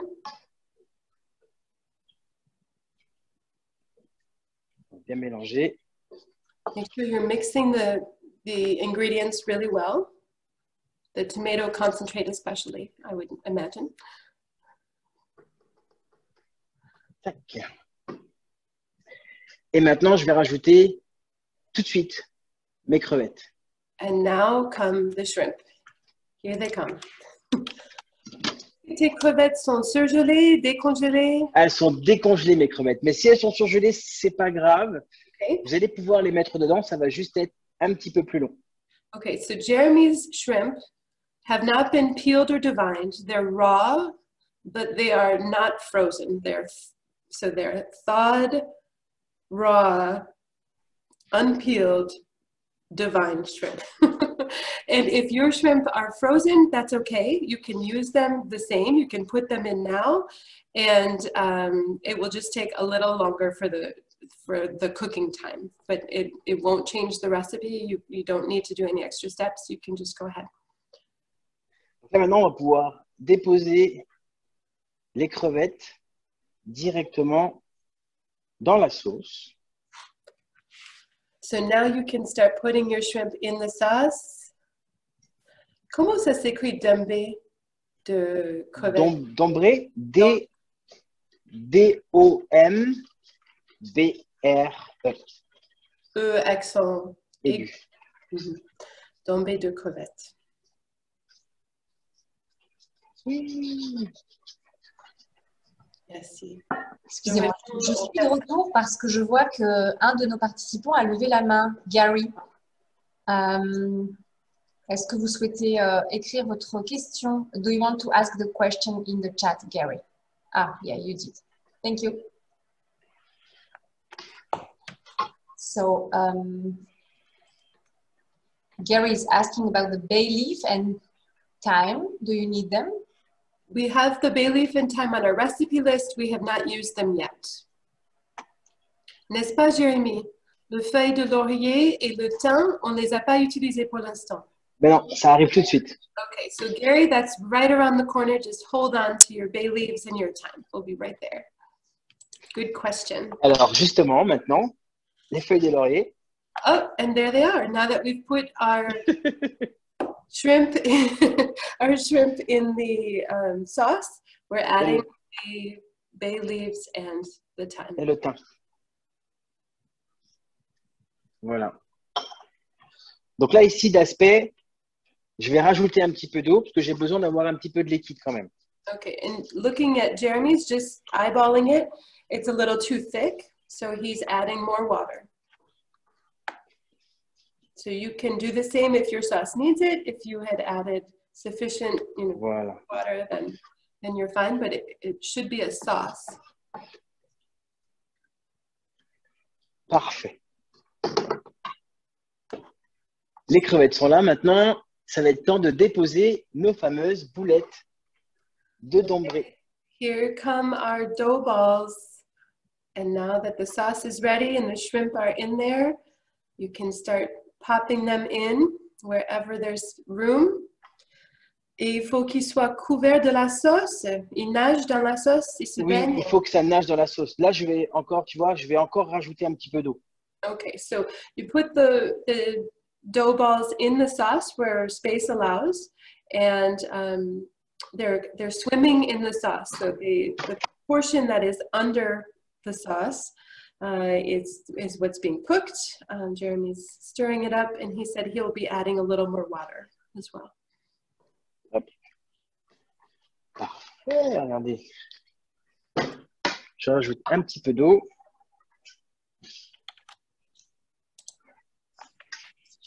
And he's coming back with his water. How many bay leaves did you add? Combien de feuilles de laurier? En fait, étant donné qu'elles étaient petites, j'en ai pris 3. Mais si vous avez une feuille qui est grande comme le pouce, c'est parfait. Okay, so his bay leaves were small, so he put in 3. But if you had a larger bay leaf, 1 could have been sufficient. Parfait. Maintenant, je vais utiliser la moitié de mon persil. Now we're going to take half of the parsley. We'll keep the other half. Pardon, tu disais, on va garder la moitié du persil. J'ai pris juste la moitié du persil pour mettre dedans et je garde l'autre pour la fin. D'accord. Yep. Only half of the parsley goes in the sauce and the other half we'll keep it for later. Parfait. Alors maintenant, ça va être temps de goûter pour équilibrer l'assaisonnement. Okay, now it's time to taste the sauce and rectify the seasoning if necessary.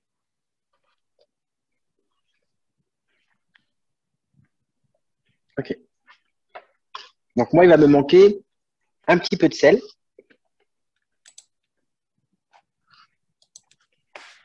So he wanted to add a little more salt, but of course, salt is a taste preference, so please make your adjustments as you so desire. Un petit peu de poivre. He's also adding a little more pepper. Ici, mes tomates sont un petit peu acides. Alors, pour équilibrer, je vais rajouter un petit peu de sucre. So his tomatoes were a bit acidic. He'll be adding some sugar to offset the acid. Caroline se demande et nous demande si c'est possible d'ajouter d'une sauce piquante. Ah, c'est génial! Justement, j'allais venir. J'allais dire que c'est à ce moment-là que vous allez pouvoir rajouter un peu de piment si vous voulez. Okay, so Caroline, yes, he really liked your question about adding hot sauce. And he said that right now was right when he was about to say you can add hot sauce if you so desire. Bien vu. Et Alia, elle se demande si tu mets pas du sirop d'érable dans les sauces. Alors, c'est parce qu'on peut utiliser du sucre, mais moi, j'ai ce sucre-là, alors j'en profite. Ah, okay. So he's using the... C'est quoi comme sucre, tu disais? Du sirop d'érable. Ah, c'est toujours le sirop. Mais pour Ouais. Oh, he's really putting the maple sugar in. C'est parce que j'en ai, hein. Sinon c'est du sucre normal. Okay, otherwise he would have put normal sugar, but because he has maple syrup, he's putting that in. I think that's funny. So what sort of spice would you put in? Quelle sorte de piment? Cayenne, chili, autre? Le piment qui vous correspond le mieux. Moi personnellement, j'aime pas manger de pimenté, j'aime pas ça. Okay. Donc j'en mettrai pas. Mais ensuite, vous pouvez utiliser le piment oiseau, un petit peu le chili en flocon, tout ce qui va relever un petit peu, ça sera bien. Okay. So Tristan asked in the chat what sort of spice one would add. Would it be cayenne? Would it be chili powder? Jeremy said he doesn't really like spice, but you would choose the one that you prefer. It's a question of taste. Regardez, là, maintenant, je vais pouvoir couvrir. Now he's going to cover it. Look at those shrimp are cooking nicely. The color is beautiful. Et augmenter le feu un petit peu. Okay, so now that it's covered, he's going to turn up the heat a little bit. Et c'est fini.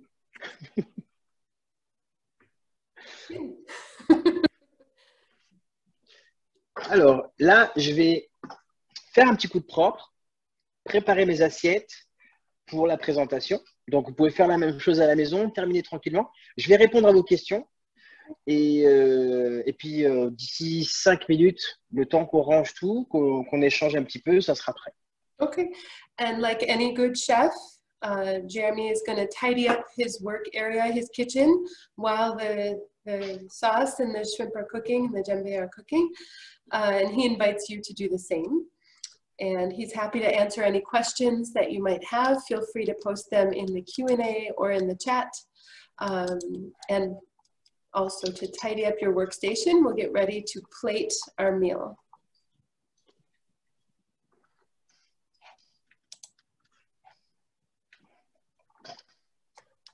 I'm really curious how many people are doing this live. Combien de personnes? Il y a 65 participants actuellement. Combien sont en train de le faire en direct? Oui. On a une dizaine sur Facebook, je crois, qui regardent en même temps. Ah, super! On salue tout le monde. Bonjour tout le monde. Alors, attends, je vais récupérer. Juste un petit instant, je vais chercher un petit fil parce qu'il me manque de quoi, ça va couper. J'arrive. Je vais vous laisser la vision là-dessus. Regardez, j'arrive. So he'll be right back. His close-up phone camera is about to go dead. So Nicole's cooking live. Bonsoir, Nicole. Jessie is cooking in Nashville. Any suggestions for a vegetarian substitute? I think I'd use cauliflower, but we'll ask Jeremy. I think cauliflower is a big thing these days, but the Burrows are faisons les recettes aussi, nous faisons les recettes.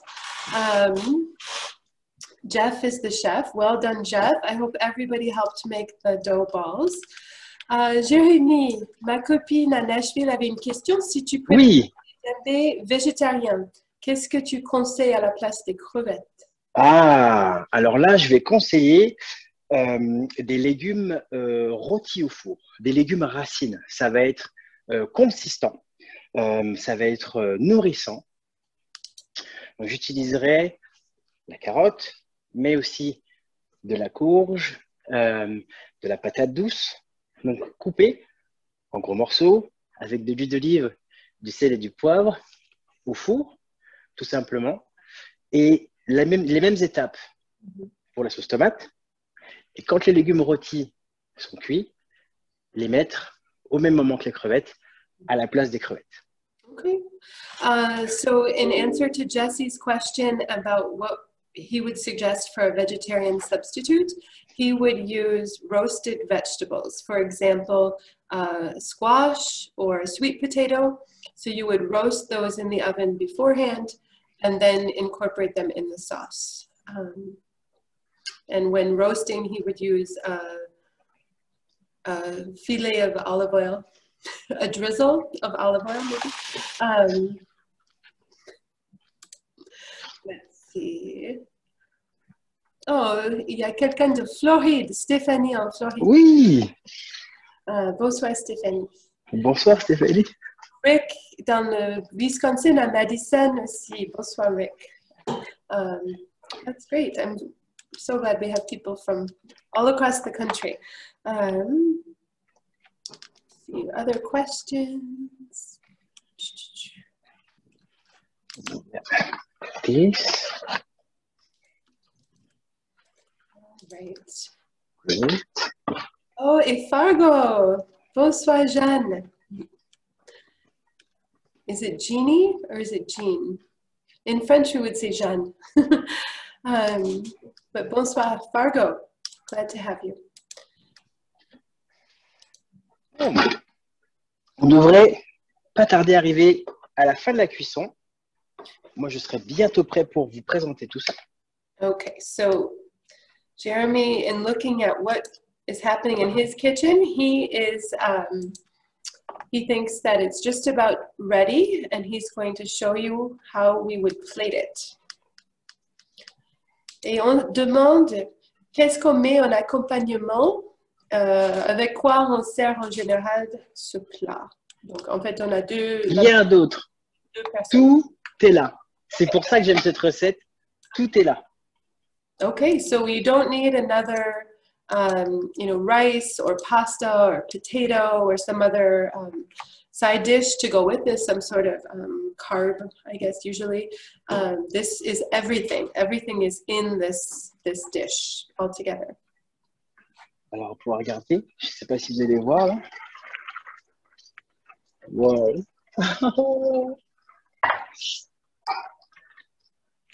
Alors, pour moi, c'est prêt. J'arrêterai ici.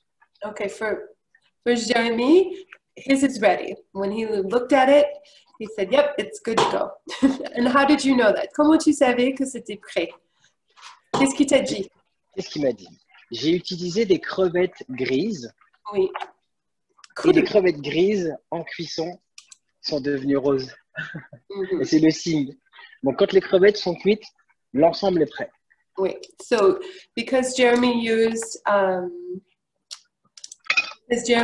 raw or gray shrimp, once the shrimp are pink, it's cooked, and then it's done. Et pour les boules? Alors, en fait, c'est très rapide.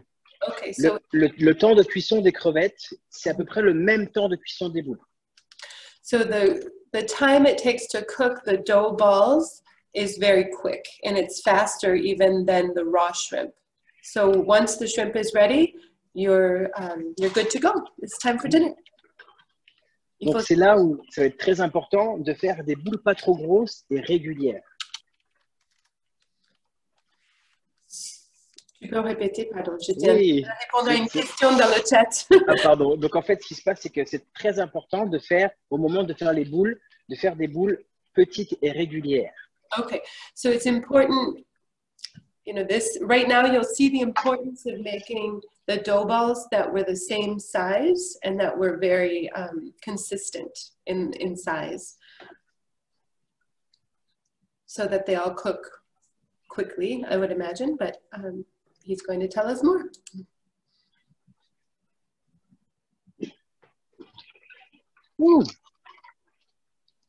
Alors pour moi, il est temps de passer à la présentation de notre dombré de crevettes.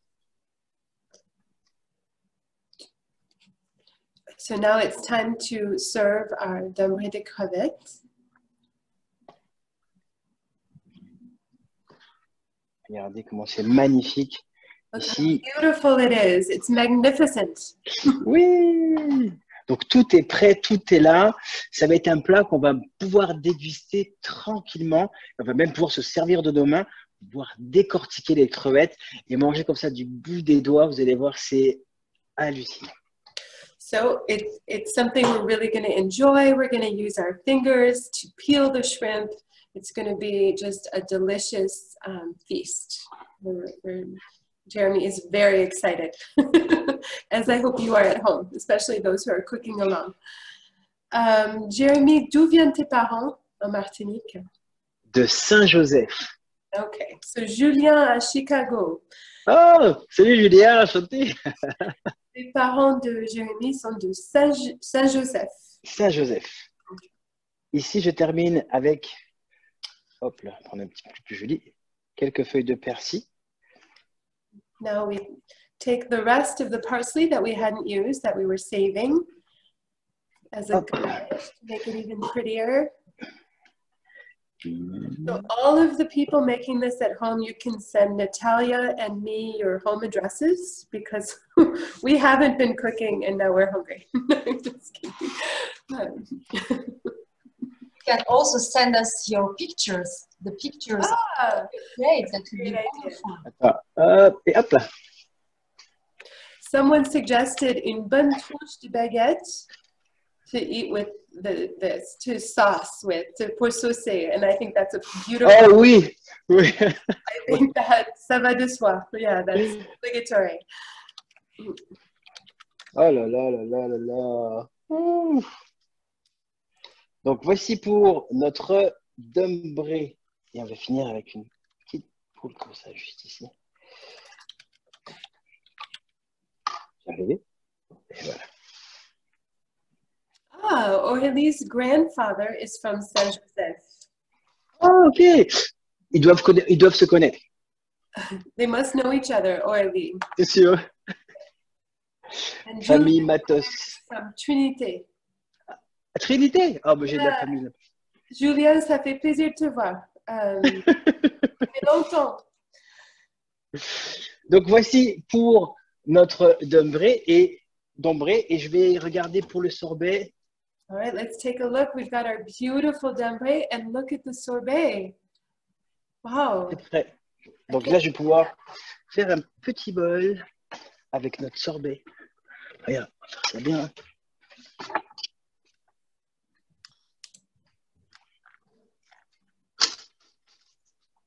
Donc, je vais pouvoir monter. Oh, wow. Donc, c'est sûr que je pourrais lui laisser encore un petit instant, une petite heure ou deux, une petite demi-heure même. Mais vous voyez, on a déjà quelque chose qui se tient. So you can see in the close-up image that Jérémie's sorbet could really use a little more time in the freezer, maybe another half hour, but it's already firm and I'm sure would be delicious. Regarde ça. Tac. Comme ça. Ooh la Là, la. je vais terminer avec un petit zeste de lime. So Alors now ça, I'm going to add a zest of lime. je ne sais pas si on me voit. Ah, je vais venir juste ici. Parfait. Je récupère une Tu dis lime. lime, mais pas citron vert. Ah, c'est parce qu'ici à Québec, j'ai appris à dire lime tout simplement parce qu'on ne dit pas citron vert. Ah, Mais c'est pas c'est citron vert. I didn't know that. Thank you. So apparently in Quebec, they don't say citron vert for lime. They say lime. Maybe some of you knew that, but that's news to me. Et voilà. Est-ce qu'on a tout? Le petit sorbet, il est là. You're missing a Parfait. touche. Non, je sais pas. Je l'ai pas oublié. Oh, Et bravo. là, là. That's beautiful. Bravo à tout le monde. Chef. Bravo. Merci beaucoup. Alors attends, parce que maintenant je veux goûter. Ah, and now the most important thing, he's going to taste it. You have to sample and see. Prendre une petite boule de, c'est où là, de dombré, comme ça, pour voir.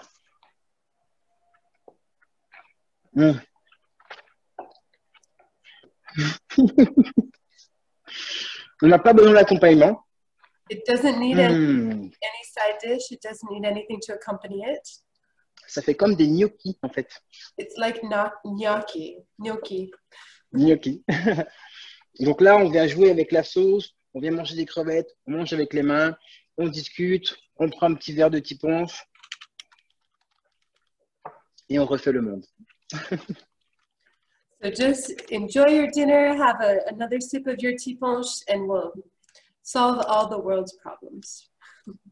Et bien voilà, la recette est terminée. All right. Merci Everyone beaucoup. is saying thank you, and it's wonderful, and it's delicious. Merci, chef. Jérémie, on va te laisser manger. We'll let you enjoy your dinner after all this work. If there aren't any final questions, I think we just have a lot of appreciation. Thank you so much. Yum, miam, miam. Merci beaucoup. Miam, miam. All right. Well, Jérémie, on t'attend dès qu'on a notre salle de cours de cuisine. Oh oui, vraiment. Je viens, c'est promis. Our capital campaign and our cours de cuisine, our cooking classroom, ready to go. Jérémie will be back, and we'll do another recipe from Burgundy or Martinique, or we'll see. Thank you all. Bon appétit. Merci beaucoup. Merci beaucoup. Thank you. Merci. Thank you for your participating. Merci beaucoup. Merci, merci, merci à tout le monde. Merci, Jérémie. C'est super. À très bientôt. Bon appétit. Au revoir. Au revoir. Bonne soirée. Bon Bonne soirée. week-end.